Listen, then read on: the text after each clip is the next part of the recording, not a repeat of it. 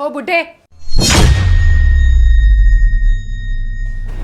तेरा बेटा आएगा ना तो उसको बता दियो कि मैं रात को पार्टी करने के लिए बाहर जा रही हूँ अपने फ्रेंड्स के साथ, सुबह तक वापस आऊंगी।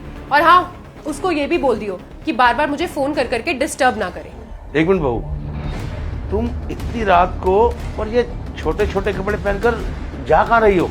हाउ डेयर यू, आपकी हिम्मत कैसे हुई मुझे ये बोलने की कि मैंने छोटे कपड़े पहने हुए? मेरे कपड़े नहीं, आपकी सोच छोटी है, समझे?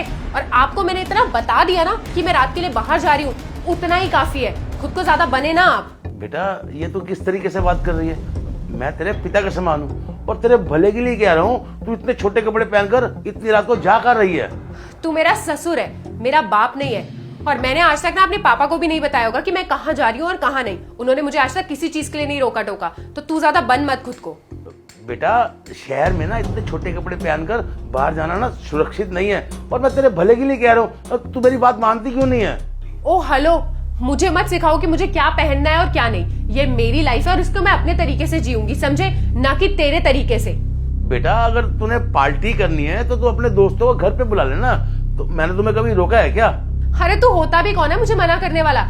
ये मेरे पति का घर है, मैं इस घर की मालकिन हूँ। मुझे यहाँ पार्टी करनी है, मुझे बाहर पार्टी करनी है, वो मैं डिसाइड करूंगी, तू नहीं, समझा? अरे भाई, तू यहाँ?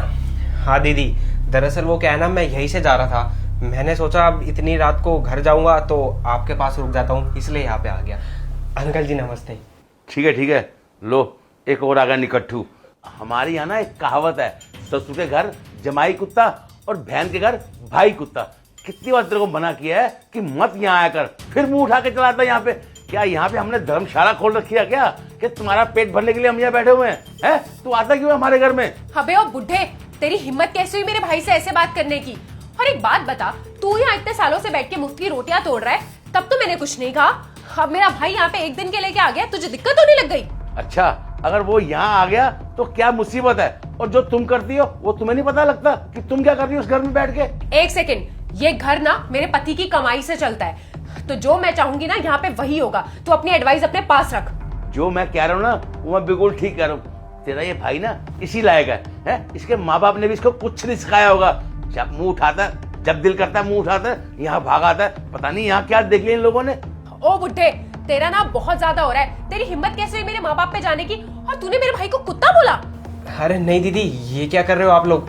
मेरे चक्कर में ना आप आपस में लड़ाई मत करिए। मैं एक काम करता हूँ, मैं ना वापस चला जाता हूँ। रुक जा, कहीं नहीं जाएगा तू। अगर तू इस घर से जाएगा ना तो तेरे साथ के बुढ़ा भी जाएगा। अब सोच लीजिए क्या करना है आपको। अरे तुम सब लोग खड़े क्यों? क्या हो गया?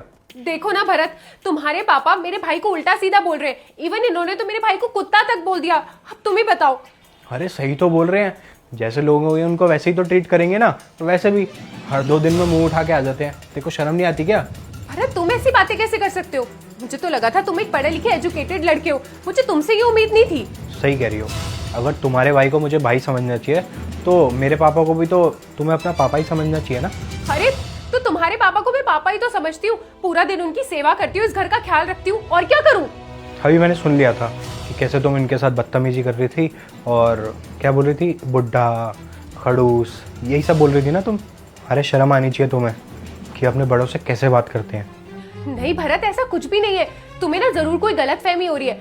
अरे वो अंदर ना शायद टीवी चल रहा था, उसकी आवाज आई होगी। मैंने तुम्हारे पापा को ऐसा कुछ भी नहीं बोला। भाई चल, मुझे घर लेके चल।